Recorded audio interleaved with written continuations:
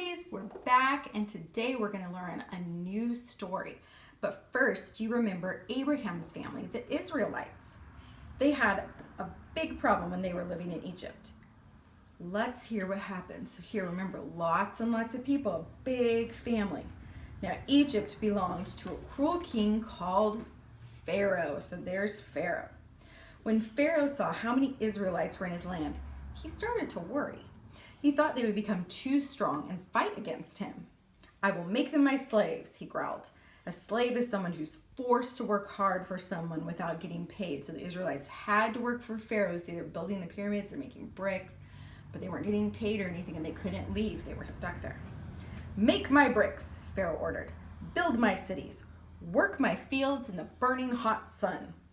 So the Israelites worked hard for Pharaoh, but the more he made them work, the more their numbers grew.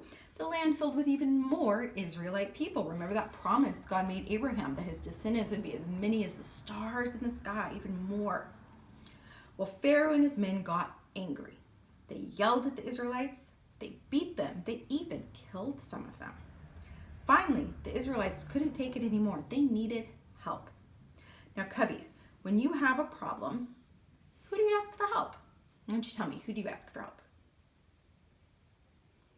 Right? Those are all good responses. We can ask people for help, right? Like our mom or dad.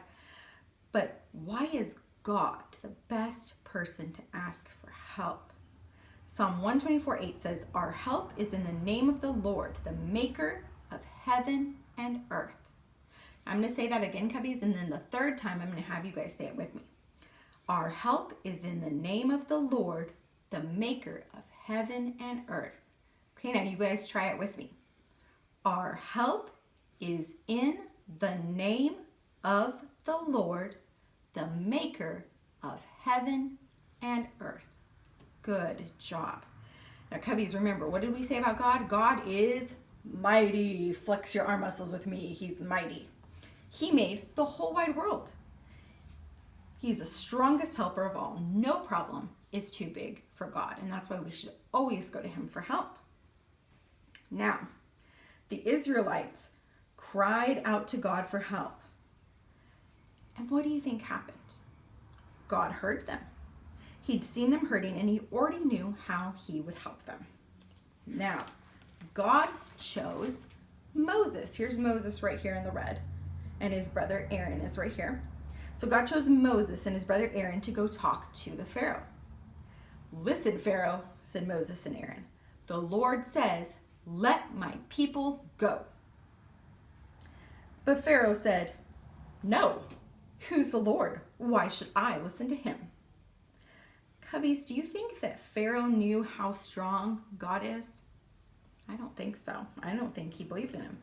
Now, I don't think he did, but God was going to show his great and mighty power to Pharaoh and all of Egypt.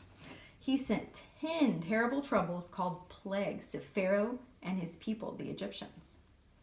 All right, we're going to look at each one of these 10 troubles, okay?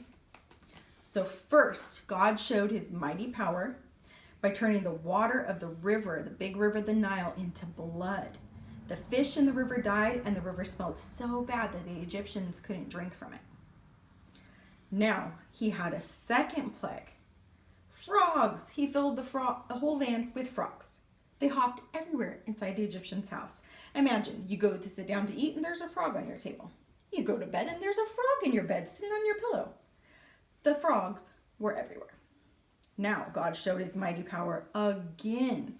He turned the dust of the ground into tiny little bugs called gnats. Have you ever seen? You can hardly see them in the sky, those little itty bitty bugs.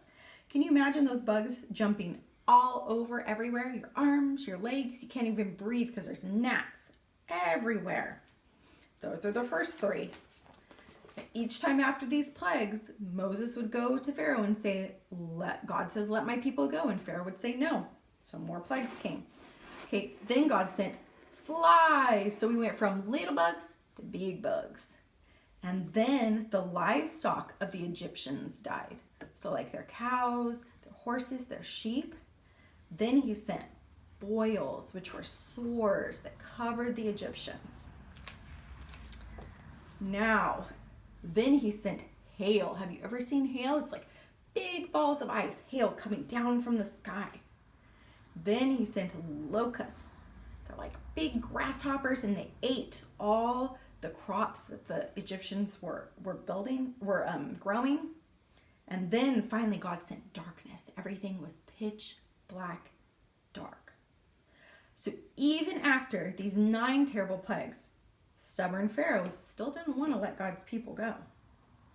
So God sent the 10th plague, which was the worst one of all. God knew after the 10th plague, Pharaoh would let the people go. We'll learn about that plague next week. But now let's thank God for showing his power and helping the Israelites with their big problems with Pharaoh. Because, do you remember? God is mighty. Can you say it with me? God is mighty. Good job.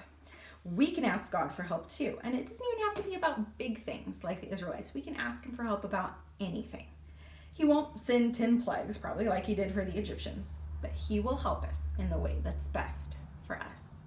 That's all for today, Cubbies. And next time we're going to learn about that last plague and why Pharaoh finally let the people go. Bye.